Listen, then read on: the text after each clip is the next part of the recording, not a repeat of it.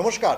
বিরতির পর আপনাদের প্রত্যেককে আরো একবার স্বাগত জানাই। এবারে যে খবরটির দিকে নজর রাখবো, লোকসভা নির্বাচন তো সামনেই, আর এই লোকসভা নির্বাচনে রাজ্যের প্রত্যেক কটা রাজনৈতিক দল তারা তাদের মতো করে তাদের জমি শক্ত করছেন ঠিকই, কিন্তু পূর্ব ত্রিপুরার কি খবর? পূর্ব ত্রিপুরা আসনে যে লড়াই হচ্ছে তা কি মোটামুটি বলা চলে হিমঘরে চলে গেল? কারণ প্রশ্ন তো হবেই পূর্ব ত্রিপুরা নিয়ে। দুটো রাজনৈতিক দল যখন ঝাঁপিয়ে পড়ার কথা, যখন শাসক বিরোধী তরজা তুঙ্গে থাকার কথা, তখন একদিকে যখন রাজেন্দ্র রিয়াং তিনি কি প্রচার করছেন তা নিয়ে প্রশ্ন, ঠিক অন্যদিকে প্রদ্যোৎ কিশোর দেব বর্মনের বোন বিজেপি প্রার্থী নির্বাচিত হওয়ার পরেই কোথাও কি ছিনিয়ে গেল তাদের আন্দোলন, তাদের প্রচার।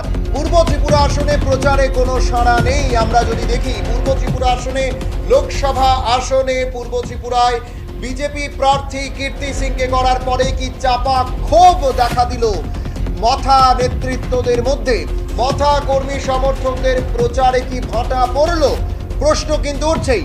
পশ্চিম ত্রিপুরা আসনে যখন সারা জাগানো প্রচার করছেন বিপ্লব কুমার দেব, যখন প্রচারে এগিয়ে রয়েছেন পশ্চিম ত্রিপুরা আসনে বিপ্লব কুমার দেব অন্যান্য প্রার্থীদের তুলনায়, যখন অন্যান্য প্রার্থীদের তুলনায় অন্যান্য দলের চাইতে বিপ্লব কুমার দেব বিজেপি প্রার্থী পশ্চিম ত্রিপুরায় প্রচারের নিরিখে এগিয়ে রয়েছেন, তখন পূর্ব ত্রিপুরায় চাপা ক্ষোভ কি দেখা দিচ্ছে মথা কর্মীদের মধ্যে। কারণ কীর্তি সিংকে প্রার্থী করার পরেই একাধিক জায়গায় মথা নেতৃত্বদের ক্ষোভ বিক্ষোভের কথা আমরা দেখতে পেয়েছিলাম। এবার যদি দেখি প্রচারে সেরকম কোনো গতি কি নেই পূর্ব ত্রিপুরা আসনে, প্রশ্ন কিন্তু উঠছে না বারংবার। আরো একবার আপনাদেরকে জানিয়ে রাখছি, প্রচারে গতি কি নেই পূর্ব ত্রিপুরায়। না রাজেন্দ্র রিয়াং এর যা বামেদের প্রার্থী রাজেন্দ্র রিয়াং এর প্রচারে সেরকম কোনো ছবি ধরা পড়ছে, ঠিক অন্যদিকে বিশাল আকারে যে একটা প্রচার হওয়ার কথা, যেই জায়গাতে একেবারে বিজেপি এবং মথার যখন টাই আপ হলো, বিজেপি এবং মথা যখন এক মঞ্চে সামিল হলো, তখন কি কোথাও প্রচারে ভাটা পড়লো? কোথাও কি মথা প্রার্থী, যখন কি মথা নয় বিজেপি প্রার্থী বলা চলে, মথা সুপ্রিমো, প্রাক্তন সুপ্রিমো মথার একেবারে মাথা যদি বলা চলে, প্রদ্যোৎ কিশোর দেব বর্মনের বোনকে যখন বিজেপি প্রার্থী করলো, তখন কি কোথাও প্রচারে একেবারে ভাটা পড়ে গেল? তা কিন্তু একেবারেই প্রশ্ন। এবং প্রত্যেকে প্রশ্নটা করছেন, প্রত্যেকে আলোচনার মধ্যে এখন রয়েছে, সেভাবে কেন প্রচারে এগিয়ে নেই প্রদ্যোৎ কিশোর দেব বর্মনের বোন কীর্তি সিং, তা নিয়ে কিন্তু প্রশ্ন উঠছে। যখন পশ্চিম ত্রিপুরায় বিপ্লব কুমার দেব বিজেপি প্রার্থী অন্যান্য সমস্ত প্রার্থীদের চাইতে, অন্যান্য সমস্ত দলের চাইতে প্রচারের নিরিখে বিপ্লব কুমার দেব এগিয়ে, তখন কীর্তি সিং এর প্রচারে সেরকম ছবি কেন নেই? তাও কিন্তু প্রশ্ন উঠছে। কোথাও কি ভাটা পড়লো পূর্ব ত্রিপুরা আসনে? প্রচারে কেন সাড়া নেই?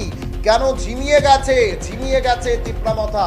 কেন প্রচারে কোনো সাড়া পাওয়া যাচ্ছে না? তাও কিন্তু একটা বিশাল প্রশ্ন এখন উঠছে। কোথায় প্রদ্যোৎ কিশোর দেব বর্মনের বোন তথা বিজেপি প্রার্থী কীর্তি সিং? তাও যেভাবে প্রশ্ন, ঠিক একাধিক প্রশ্ন কিন্তু দেখা দিচ্ছে। প্রচারে কি ভাটা পড়লো শাসক প্রার্থীর? প্রশ্ন কিন্তু থেকেই গেল।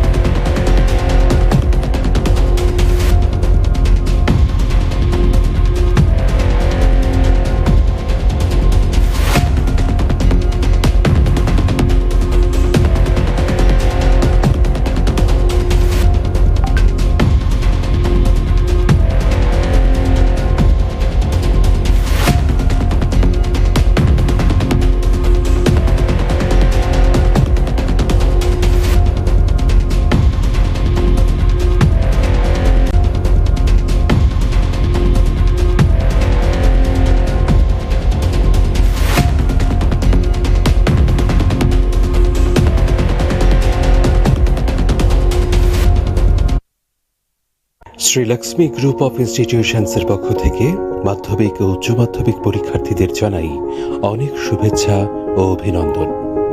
জীবন গড়ার পথে এই পরীক্ষা হয়ে উঠুক অন্যতম নির্ণায়ক ও ইতিবাচক একটি প্রক্রিয়া। শুভেচ্ছান্তে শ্রীলক্ষ্মী গ্রুপ অফ ইনস্টিটিউশনস, যোগাযোগ 9066776746।